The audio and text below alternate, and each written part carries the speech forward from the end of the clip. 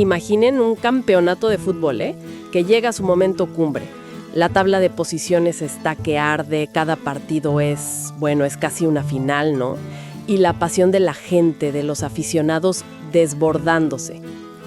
Así se sentía el ambiente en el fútbol mexicano allá por noviembre de 1940.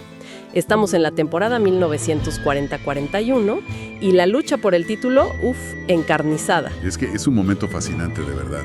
Nos encontramos con un Atlante que sí tenía una ligera ventaja arriba, pero muy ligera, y acechando pero muy de cerca dos equipos muy serios. La Selección Jalisco, que era un equipazo con talento de Guadalajara. Claro.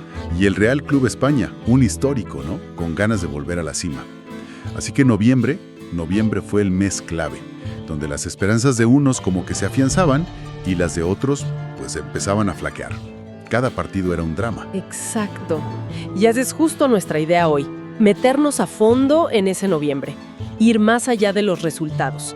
Queremos ver cómo se jugaron esos partidos, quiénes fueron los jugadores que brillaron bajo presión y sobre todo, cómo esos marcadores cambiaron todo el panorama del campeonato.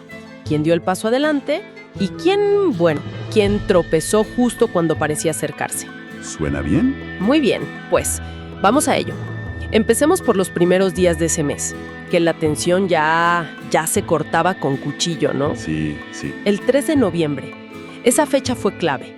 Hubo dos partidos que se robaron toda la atención. A ver, empecemos en Guadalajara. En el Parque Oro, la Selección Jalisco, en su casa, con su gente, recibía a Marte. Para ellos, pues, no había más. Ganar o ganar, para seguirle el paso al Atlante. Y vaya, sí respondieron, ¿eh? Las crónicas de la época hablan de un partido brillante de Jalisco. No fue solo ganar, fue el cómo. Un fútbol muy ofensivo, muy coordinado. Desarmaron a Marte prácticamente. ¿Quiénes metieron los goles? Mira, anotaron los hermanos Prieto, Fausto y Max, que eran figuras importantes. Y Teófilo García se despachó con 2. Al final un 4-1. Chávez descontó para Marte, pero, vamos, fue un golpe de autoridad de Jalisco.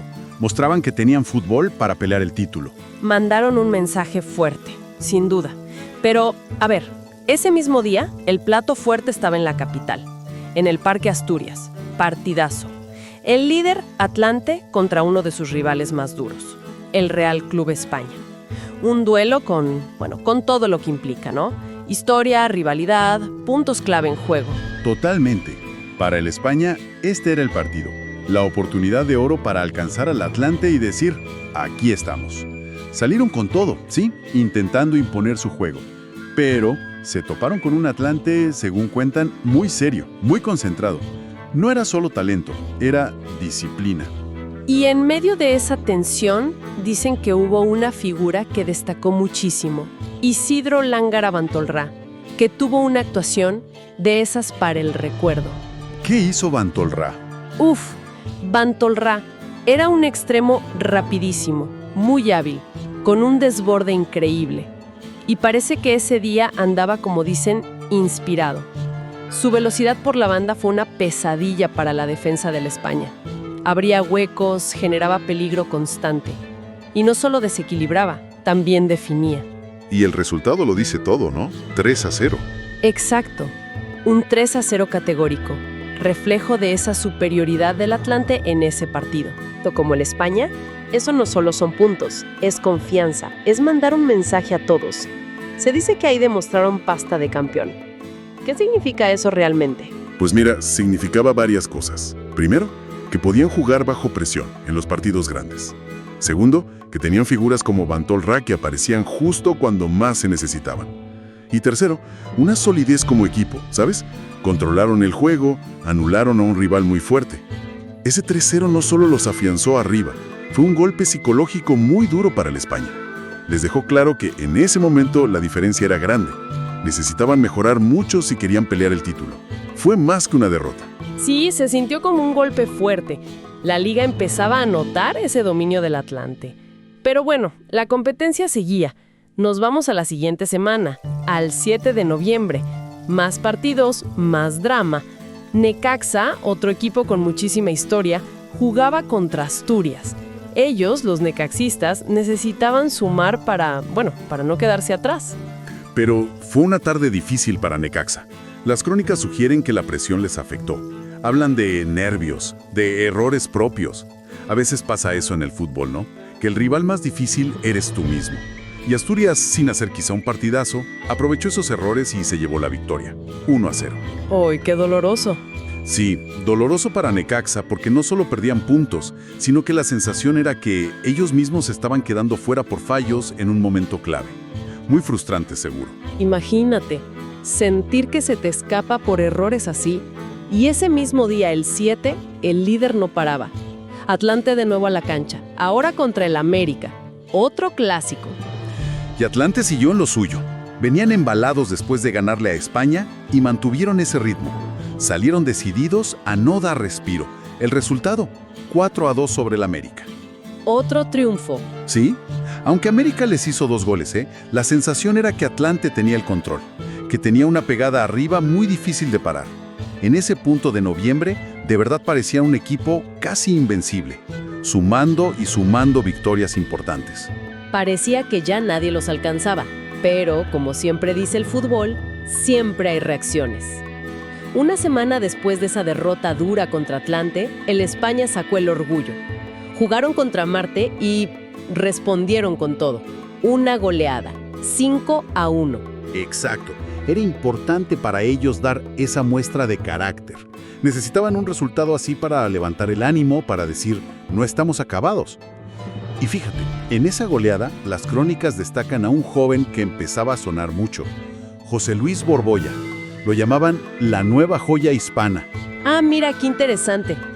Sí, porque más allá de la victoria, mostraba que España tenía, capacidad de renovarse, talento joven saliendo.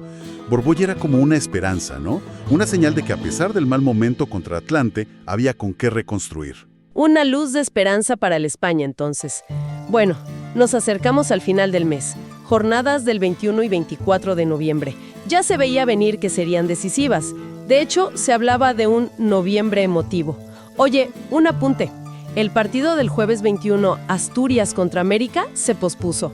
¿Se sabe por qué? Mira, las fuentes no detallan el motivo exacto de esa suspensión. No era tan raro en esa época que hubiera cambios de calendario, a veces por temas de logística o acuerdos entre clubes. ¿Quién sabe? Lo importante es que toda la atención se fue a los partidos del domingo 24. Y ese domingo 24, vaya que fue un día de definiciones. Nos vamos otra vez a la Ciudad de México, pero ahora al Parque Necaxa.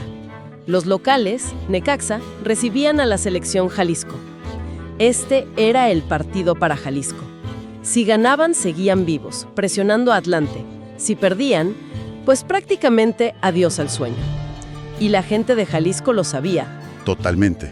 El ambiente en el Parque Necaxa debió ser increíble. Las crónicas cuentan algo muy bonito. La cantidad de gente que viajó desde Guadalajara para apoyar a su equipo. Dicen que era una auténtica fiesta en la tribuna visitante, con cantos, colores. Te da una idea de la pasión que generaba ese equipo, ¿no? ¡Qué maravilla! Sí, pero claro, esa fiesta en la grada contrastaba con la tensión que había abajo, en la cancha. Y en esa cancha, un jugador de Necaxa fue clave desde el inicio, Germán Stut. ¿Qué hizo? Stut era el extremo derecho y, según los reportes, tuvo una tarde redonda. Rapidísimo, hábil para encarar, volvió loca a la defensa de Jalisco por esa banda. No paró de generar peligro, centros, llegadas. Fue el factor que rompió el partido. Tanto que él metió los 2 primeros goles para Necaxa, ¿verdad? Exactamente. Esos 2 goles de Stut fueron un mazazo para Jalisco. Mostraron la pegada de Necaxa y pusieron todo muy cuesta arriba para los tapatíos. Aunque, ojo, Jalisco no se rindió de inmediato. Lograron descontar con un gol de Pablo Pablotas, un ídolo de allá. El Pablotas. El mismo. Ese gol les dio un respiro, mantuvo la esperanza viva un ratito. Pero no alcanzó. Necaxa al final aseguró el triunfo. Así es. Necaxa supo manejar esa ventaja. Luébano y después Casarín completaron la goleada. El marcador final, 4-1. Para Jalisco, pues imagínate, una derrota devastadora. No solo por lo abultado, sino por el momento. Las crónicas son muy claras. Este resultado prácticamente sepultaba sus aspiraciones al título. Es increíble y cruel a la vez, ¿no? Ver cómo un solo partido, una mala tarde, puede tirar por la borda el esfuerzo de tanto tiempo. sobre todo con esa afición que había viajado llena de ilusión. Un golpe durísimo, sí. Y para colmo de Jalisco y para alegría de Atlante, ese mismo día llegaban noticias desde Orizaba. Allá jugaba Moctezuma contra el otro perseguidor, el Real Club España. Correcto. Y Moctezuma, fuerte en casa, le ganó 2-1 al España. Otro resultado sorpresa, digamos, que sumado a la derrota de Jalisco, bueno, el efecto en la tabla era demoledor. En una sola tarde, los dos principales rivales de Atlante sufrían derrotas muy dolorosas. Entonces, la mesa quedaba servida para Atlante, ¿no? Con Jalisco y España tropezando así, el camino al título parecía despejarse muchísimo para ellos al terminar noviembre. Definitivamente. Esos resultados del 24 de noviembre fueron el punto de quiebre del mes. Si a principios de noviembre veíamos una lucha de 3 muy clara, al final del mes, Atlante estaba muy sólido arriba, y Jalisco y España veían cómo sus chances se reducían. Muchísimo. Noviembre fue, como decían, emotivo y sobre todo muy clarificador. Dejó a Atlante como el gran favorito. Hagamos un balance rápido de este mes tan intenso. Noviembre de 1940, temporada 40-41. ¿Qué nos deja? Vimos un Atlante implacable, ¿no? No solo ganó, sino que le pegó directo a sus rivales. España, América.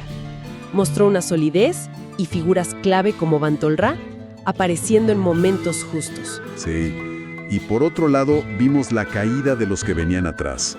Selección Jalisco, que empezó bien el mes, con esa pasión de su gente, pero esa derrota contra Necaxa fue, bueno, un freno total. Y el España, que aunque tuvo esa reacción contra Marte y mostró a Borbolla, las derrotas contra Atlante y Moctezuma lo dejaron muy atrás. Fue un mes que concentró mucho de lo que es el fútbol. La importancia del momento, la presión, las figuras individuales, la pasión de la gente. Y cómo unos cuantos resultados pueden cambiar todo un panorama que parecía muy peleado. La solidez de Atlante fue clave frente a la, digamos, fragilidad de sus rivales en los momentos decisivos. Exacto. Noviembre nos mostró la jerarquía que tenía Atlante esa temporada. Su capacidad para manejar esos partidos clave. También nos dejó esas imágenes de la pasión, ¿no? Como la gente de Jalisco viajando. Y nos recordó que en el fútbol, bueno, hasta que los números no digan otra cosa, pero la verdad es que la balanza se inclinó muy fuerte hacia Atlante ese mes. Se sentía que el campeonato ya tenía dueño, casi. Totalmente de acuerdo. Al terminar noviembre, yo creo que cualquiera hubiera apostado todo a que Atlante era campeón. Líder sólido, rivales golpeados, el escenario ideal. Pero, y aquí viene lo interesante, las crónicas que revisamos cierran este capítulo de noviembre como con un aire de misterio. Insinúan que el final del año, la definición de ese torneo, todavía tenía guardada alguna sorpresa. Hablan de un evento inesperado que cambió la clasificación. Efectivamente. Y esa mención es muy intrigante. Te deja pensando, si después de un noviembre tan bueno para Atlante, donde parecía que ya estaba todo dicho, pasó algo tan imprevisto que cambió las cosas. ¿Qué pudo ser? ¿Un resultado loco? ¿Alguna decisión fuera de la cancha? ¿Un bajón terrible del líder? Nos deja una pregunta abierta, ¿no? Sí. Si el camino parecía tan claro para Atlante, ¿qué giro del destino? ¿Qué cosa tan rara pudo pasar para poner en duda un título que al final de noviembre parecía casi seguro? La historia del fútbol pocas veces es una línea recta, y parece que el final de esta temporada 40-41, pues no fue la excepción. Queda mucho por averiguar.